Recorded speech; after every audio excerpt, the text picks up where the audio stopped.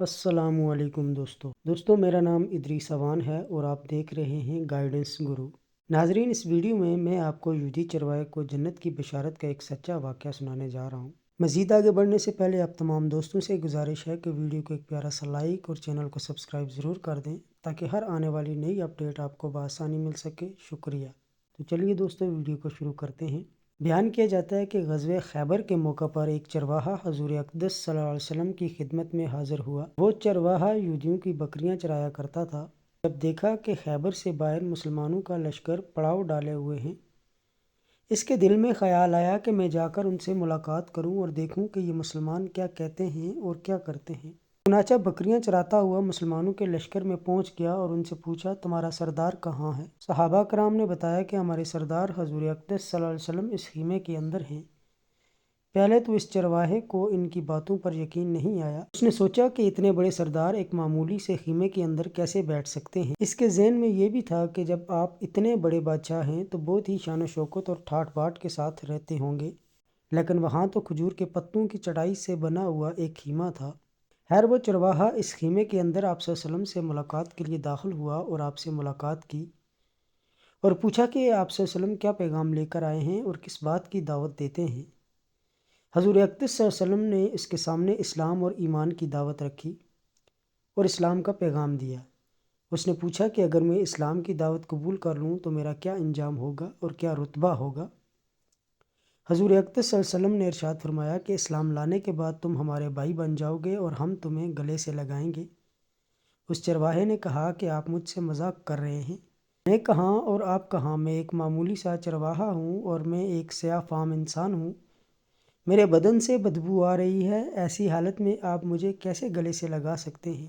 حضور اقدس صلی اللہ علیہ وسلم نے فرمایا کہ ہم تمہیں ضرور گلے سے لگائیں گے اور تمہارے جسم کی سیاہی کو اللہ تعالیٰ مٹا دے گا اور اللہ تعالیٰ تمہارے جسم سے اٹھنے والی بدبو کو خوشبو سے تبدیل کر دیں گے۔ یہ بات سن کر وہ فوراً مسلمان ہو گیا اور کلمہ شہادت پڑھ لیا۔ پھر حضور اقدس صلی اللہ علیہ وسلم سے پوچھا کہ یا رسول اللہ صلی اللہ علیہ وسلم، میں کیا کروں؟ آپ صلی اللہ علیہ وسلم نے فرمایا کہ تم ایسے وقت پر ایمان لائے ہو کہ نہ تو اس وقت کسی نماز کا وقت ہے کہ تم سے نماز پڑھواؤں اور نہ ہی روزے کا زمانہ ہے کہ تم سے روزہ رکھواؤں۔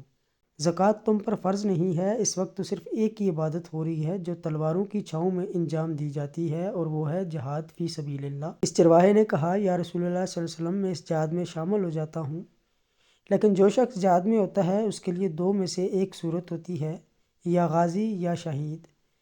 تو اگر میں اس جہاد میں شہید ہو جاؤں تو آپ میری کوئی ضمانت لیجئے۔ حضور اقدس صلی اللہ علیہ وسلم نے فرمایا کہ میں اس بات کی ضمانت لیتا ہوں کہ اگر تم اس جہاد میں شہید ہو گئے تو اللہ تعالیٰ تمہیں جنت میں پہنچا دیں گے اور تمہارے جسم کی بدبو کو خوشبو سے تبدیل فرما دیں گے اور تمہارے چہرے کی سیاہی کو سفیدی میں تبدیل کر دیں گے۔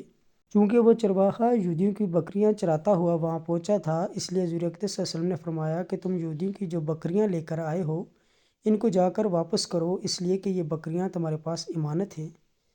اس بات سے یہ اندازہ لگائیں کہ جن لوگوں کے ساتھ جنگ ہو رہی ہے، جن کا محاصرہ کیا ہوا ہے، ان کا مال غنیمت ہے، لیکن چونکہ وہ چرواہا بکریاں معاہدے پر لے کر آیا تھا، اس لیے آپ نے حکم دیا کہ پہلے وہ بکریاں واپس کر کے آؤ، پھر آ کر جہاد میں شامل ہونا۔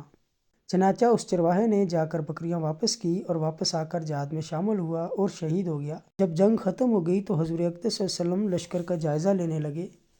ایک جگہ آپ صلی اللہ علیہ وسلم نے دیکھا کہ صحابہ کرام کا مجمع اکٹھا ہے۔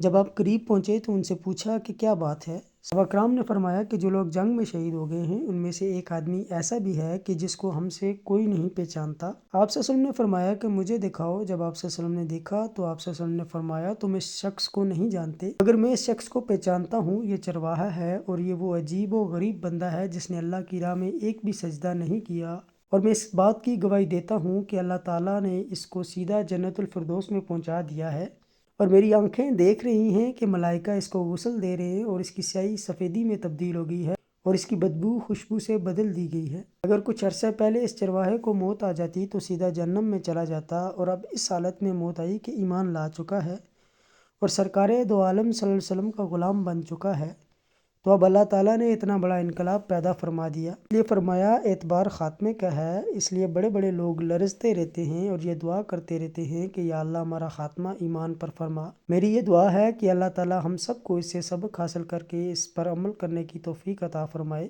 دعا ہے کہ اللہ پاک ہم سب کے تمام صغیرہ کبیرہ گناہوں کو معاف فرمائے، ہمیں 5 وقت کا نمازی اور اس کے ہر حکم کی تعمیل کرنے کی توفیق دے، آمین یا رب العالمین۔ پیارے دوستو، ویڈیو پسند آئی ہو تو ویڈیو کو ایک پیارا سا لائک اور چینل کو سبسکرائب ضرور کر دیں تاکہ ہر آنے والی نئی ویڈیو آپ کو بآسانی مل سکے۔ شکریہ۔